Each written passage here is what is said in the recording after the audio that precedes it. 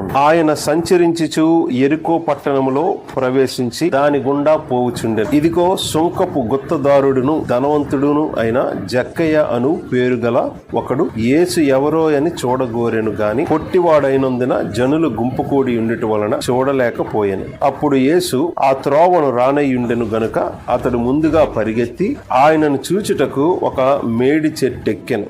యేసు ఆ చోటికి వచ్చినప్పుడు కన్నులెత్తి చూచి, జక్కయ్య త్వరగా దిగుము, నేడు నేను నీ ఇంట ఉండవలసి ఉన్నదని అతనితో చెప్పగా అతడు త్వరగా దిగి సంతోషముతో ఆయనను చేర్చుకొనెను. అందరూ అది చూచి ఆయన పాపి అయిన మనుష్యుని యొద్ద బస చేయ వెళ్ళెనని చాలా సనుగుకొనెను. జక్కయ్య నిలువబడి, ఇదిగో ప్రభువా, నా ఆస్తిలో సగము బేదలకిచ్చుచున్నాను. నేనెవని యొద్దనైనను అన్యాయముగా దేనినైనను తీసుకుని ఎడల అతనికి 4 గంతలు మరలా చెల్లింతునని ప్రభువుతో చెప్పాను. అందుకు యేసు, ఇతడును అబ్రహాము కుమారుడే, ఎందుకనగా నేడు ఈ ఇంటికి రక్షణ వచ్చి ఉన్నది. నశించిన దానిని వెదకి రక్షించుటకు మనుష్య కుమారుడు వచ్చెనని అతనితో చెప్పెను. ఆమేన్. ప్రభు అయిన యేసు ఆయన మరణించడానికి యెరూషలేముకి ప్రయాణమై వెళ్తున్నారు. అది చివరి ప్రయాణం. ఆ యెరికో పట్టణం గుండా ప్రభు అయిన యేసు వెళ్తూ ఉన్నారు యెరూషలేముకి. ఎంతో మంది ఆయన్ని చూడాలని ఎగబడుతున్నారు. యేసు ఎవరు అంటే ఆ జక్కయ్యకు కూడా ఆశ కలిగింది. యేసుక్రీస్తు గురించి విని ఆయన్ని చూడాలని ఆయనకు కూడా కోరిక పుట్టి ప్రయత్నం చేశాడు. కానీ జనాలు ఎక్కువ ఉండడం, ఈయన పొట్టివాడుగా ఉండడం యేసు కనిపించట్లేదు ఆయన. కాబట్టి యేసు ఏ దారిలో వస్తాడో, అంటే యెరూషలేంకి వెళ్లే దారి యెరికో గుండా తెలుసు కాబట్టి ఆ ఊరు వాడే, తర్వాత ఈ దారిలో వస్తాడని ఆ దారిలో ఉన్న ఒక చెట్టు చూసి పైకి ఎక్కాడు. ప్రభు అయిన యేసు సరిగ్గా అక్కడికి వచ్చి ఆ చెట్టు కింద దగ్గరికి వచ్చేసరికి యేసు నడుస్తూ ఉన్నవాడు ఆగిపోయి ఆ చెట్టు పైకి చూసి, జక్కయ్య, మీ ఇంటికి నేను వస్తున్నా, కిందకి దిగాను. వెంటనే వాళ్ళ ఇంటికి వెళ్ళడానికి ముందు అక్కడున్న జనాలందరూ విన్నారు యేసు ఏమన్నారు. అలాంటి వాడి ఇంటికి వెళ్ళడం ఏంటి? ఆయన ఒక పాపి, అలాంటి వాడి ఇంటికి వెళ్ళి ఈయన బస చేయడం ఏంటి? సో యేసు వెళ్తున్నది కేవలం భోజనంకి మాత్రమే కాదు. ఆ రోజు రాత్రి అక్కడ ఉంటారు. మధ్యాహ్నం భోజనమో అది ఏ టైమో తెలియదు, కానీ వాళ్ళ రాత్రి భోజనం చేసి వాళ్ళు అక్కడ ఉంటారు. బస అనే మాట ఉపయోగించారంటే రాత్రి అక్కడ పడుకునే ఉదయం అక్కడికి వెళ్తారు. ఆయన ఇంట్లో చేయడం ఏంటి? ఆయన అసలు మంచోడు కాదు కదా, పాపి కదా, అలాంటి వాడి ఇంటికి వెళ్ళడం ఏంటి ఈయన అని అందరూ అనుకున్నారు. తర్వాత అక్కడ మనకి డైరెక్ట్ గా లేదు. వెంటనే ఏముందంటే, నేను అన్యాయంగా ఎవరి దగ్గర తీసుకున్నానో వాళ్ళకి అవన్నీ ఇచ్చేస్తాను, నేను ఎవరి దగ్గర ఏవేవి సంపాదించానో 4 గంటలు ఎక్కిస్తాను అని ఆయన చెప్పాడు. అప్పుడు యేసు, ఇతను కూడా అబ్రహాము కుమారుడే, నేడు ఇంటికి రక్షణ వచ్చింది. చివరిగా ఆయన ఇచ్చిన కంక్లూజన్ ఏంటంటే, నశించిన దాన్ని వెదక రక్షించడానికి మనిషి కుమారుడు వచ్చినని అందరితో చెప్పలేదు, అతనితో చెప్పాడు. ఆయన చిన్నోడు కాదు. గ్రీక్ లో, ఇంగ్లీష్ లో ఏమని ఉంటదంటే, ట్యాక్స్ కలెక్టర్స్ కే ఆయన ట్యాక్స్ కలెక్టర్. అంటే ఆయన కింద ఎంతో మంది పన్ను వసూలు చేసే వాళ్ళు పనిచేస్తున్నారు. ఈయన పన్నులు వసూలు చేసేవాడు కాదు. ఈయన కింద చాలా మంది ఉన్నారు, మత్తయి లాంటి వాళ్ళు. మత్తయి పని ఏంటంటే పన్నులు వసూలు చేయడం. అలాంటి వాళ్ళందరికీ ఈయన హెడ్. వీళ్ళు చాలా ఘోరంగా దోచుకునే అవకాశం ఉంటది కాబట్టి దోచుకున్నాడు కూడా, ఆయనే ఒప్పుకున్నాడు. ఈ దేశంలో ఏం జరుగుతుంది? పస్కా పండక్కి దేశమే కాదు, ప్రపంచ నలుమూలల నుంచి జనాలు వందలు వేల సంఖ్యలో గుంపులుగా యెరూషలేముకి ప్రయాణమై వెళ్తుంటారు. ఈ వైపు నుంచి యెరూషలేముకి వెళ్లే వాళ్ళందరూ యెరికో పట్టణం దాటి వెళ్ళాలి. ఆ ఊరి గుండా యేసు వెళ్తున్నాడు అనేది న్యూస్. యేసు ఎవరు అంటే, జస్ట్ దానికి కొన్ని రోజుల ముందే ఆ యెరికో పట్టణానికి ఒక 20-24 కిలోమీటర్ల దూరంలో లాజరును బతికించాడు ఆయన ఈ దారి గుండా వస్తున్నాడు అనే విషయం ఊర్లోకి ఉన్న కాంటెక్స్ట్. ఆయన ఎవరో, ఎలా ఉంటాడో చూడాలని ఆశ. ఊర్లో వాళ్ళందరూ ఆ రోజు అదే మాట్లాడుకుంటున్నారు, యేసు ఈ దారి గుండా వెళ్ళబోతున్నాడు. ఎంతో మంది గుంపులుగా వెళ్తున్నారు యెరూషలేముకి, కానీ ఈ రోజు స్పెషాలిటీ ఏంటంటే యేసు. ఇంతకీ యేసు ఎవరంటే, చనిపోయిన బతికించాడు, ఇలా అంతవరకు చేశాడు, యెరూషలేముకి వెళ్తున్నాడు అనేది ఒక పెద్ద అలజడి. ఇప్పుడు అందరి దగ్గర ఆ మాట విన్నారు. ఇప్పుడు ఆ వీధిలో పరిస్థితి ఎలా ఉందంటే, జనాలు యేసు వచ్చే దారి కాబట్టి ఆయన ఎలా ఉంటాడని చూడడానికి చాలా మంది నిల్చున్నారు. 10 ఇళ్ళు ఉన్న వీధి, జనాలు ఫుల్గా ఉన్నారు అనుకోండి. ఆ తర్వాత నిల్చోవచ్చు కదా జక్కయ్య. ఆ తర్వాత కూడా ఖాళీ లేదు వీధిలో. అంటే ఆ వీధిలో యేసు ఆ చివరి నుంచి ఆ చివరికి దాటే వరకు ఎక్కడ ఖాళీ లేదు. జనాలు అలాగే ఉన్నారు, గోడలాగా. మనుషులందరూ అడ్డుగా ఒక పెద్ద గోడల పర్వతంలో నిల్చొని ఉన్నారు. ఈయన దగ్గర ఒక సమస్య ఉంది. ఈయన పొట్టివాడు, ఎక్కడో ఒక దగ్గర ఖాళీ ఉంటే నిల్చునేవాడు కదా వీధిలో. ఇంకా ఆయనకున్న ఒకే ఒక అవకాశం, ఏ మేడో ఏదో ఎక్కి నిల్చొని చూడాలి. ఆయన వచ్చే దారి తెలుసు కాబట్టి ఎదురుగా చెట్టు ఉంది, ఆ చెట్టు ఎక్కాడు. ఇతగాడు ఎక్కగలిగేటంత చెట్టు అది కూడా గుర్తు చేసుకోవాలి. ఆ చెట్టు ఎక్కి యేసుని చూడాలని వెయిట్ చేస్తున్నాడు. ఇప్పుడు యేసు సరిగ్గా చెట్టు కిందకు వచ్చాడు.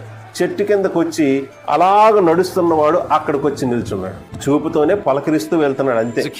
అందరూ ఆయన చూడడం. ఖచ్చితంగా యేసైతే మాత్రం అటు ఇటు చూస్తాడు. ఎవరిని చూడకుండా పట్టించుకోకుండా ఇలా వెళ్ళిపోయే రకం కాదు ఆయన. వాళ్ళ మీద ప్రేమతో వారి రక్షణ కోసం పరలోకం నుంచి వచ్చిన వాడు ఆయన్ని చూడాలని అందరూ అంతగా చూస్తూ ఉంటే కోపంతో చూడటం, పట్టించుకోకుండా అలాంటి రకం కాదు. ఖచ్చితంగా అటు ఇటు మనుషుల్ని చూస్తూనే వెళ్తాడు.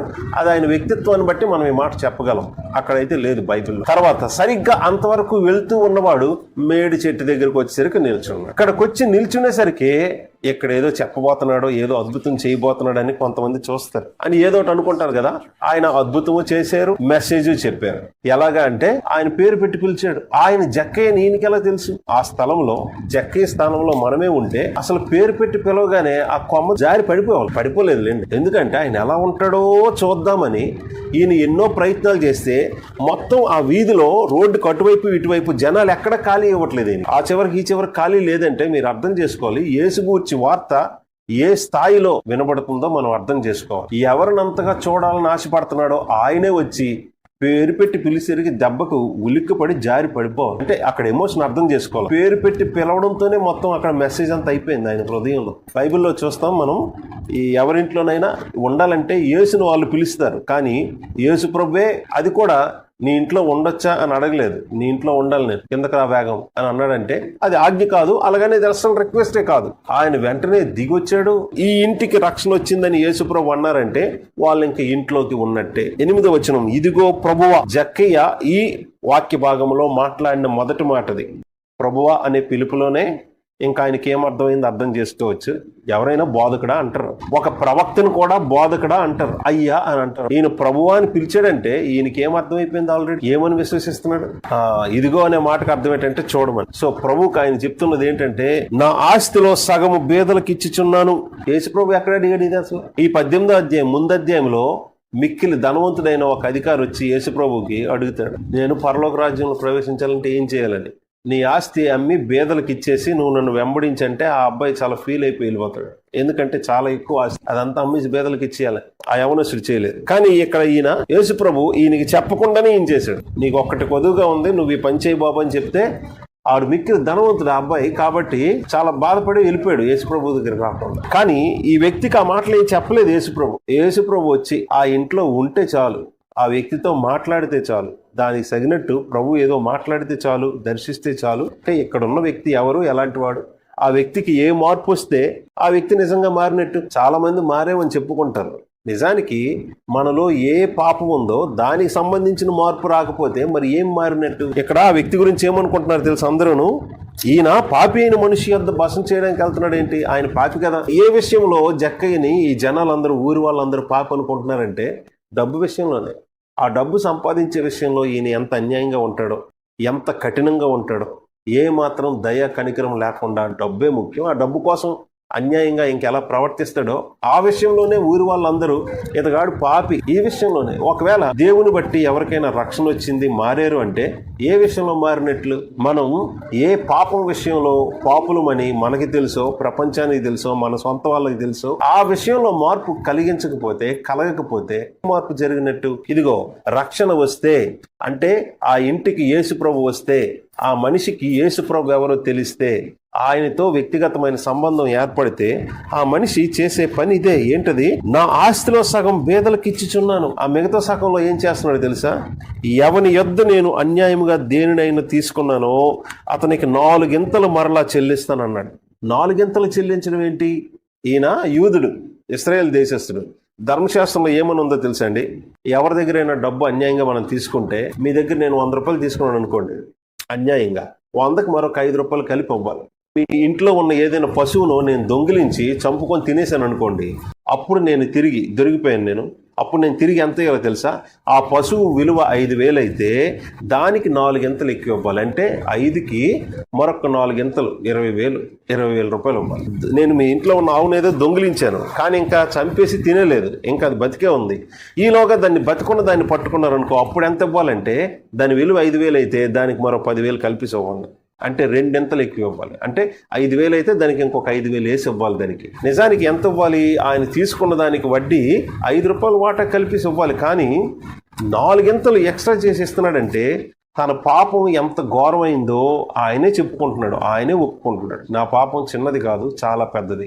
నాకు రావాల్సిన శిక్ష కూడా చిన్నది కాదు, చాలా ఎక్కువే పడాలని ఆయన ఆల్మోస్ట్ వాని ఒక ఇంటిలో ఉన్న పశువును దొంగిలించి దాన్ని చంపి తినేస్తే ఎంత ఎక్కువ రెట్లు కలిపి మరలా తిరిగి మనం పే చేయాల్సి ఉంటుందో అంత పే చేస్తారు. ఇది ధర్మశాస్త్రం బట్టి వచ్చే లెక్క. ఆయనే తన పాపాన్ని అంత వరస్ట్ గా చూశాడు. ఆయన ఏమని డిక్లేర్ చేశాడో తెలుసండి, నేను ఎవని యొద్ద అన్యాయముగా అయినా దేన్నైనా తీసుకునే ఎడల అతనికి 4 మరలా చెల్లింతును, నా ఆస్తిలో సగము బేదలకిచ్చుచున్నాను. ఈ 2 మాటల్లో ఇప్పుడు సీను ఎక్కడికి వెళ్తుందో తెలుసండి, ఎవరెవరు బేదలో వాళ్ళ దగ్గరికి వెళ్ళి ఈయన ఆస్తిలో కొంత భాగం వాళ్ళకి ఇస్తున్నాడు. ఎవరెవరి దగ్గర అన్యాయంగా ఈయన దోచుకున్నాడో తీసుకున్నాడో వాళ్ళకి 4 అంతలు తిరిగి ఇస్తున్నాడు. ఇతగాడు ఎంతమంది దగ్గరికి వెళ్తాడో ఆ ఊరి పెద్దలు, అయ్యా మీరు ఇలాంటి వాళ్ళు కదా, మీరు ఏది వదలరు కదా, ఏమైంది సార్ మీరు అవన్నీ తెచ్చేస్తున్నారు వెనక్కంటే మాట్లాడితే ఇప్పుడు జక్కయ్య గారు ఏమని మాట్లాడతారండి? ఇప్పుడేంది సార్ ఇలా మారిపోయారంటే ఆయన ఏం చెప్తారో తెలుసా, సంపాదించడం వెనకాతలు వేసుకోవడమే గొప్పది అనుకున్నాను కానీ అంతకంటే గొప్పది నాకు దొరికింది. అందుకే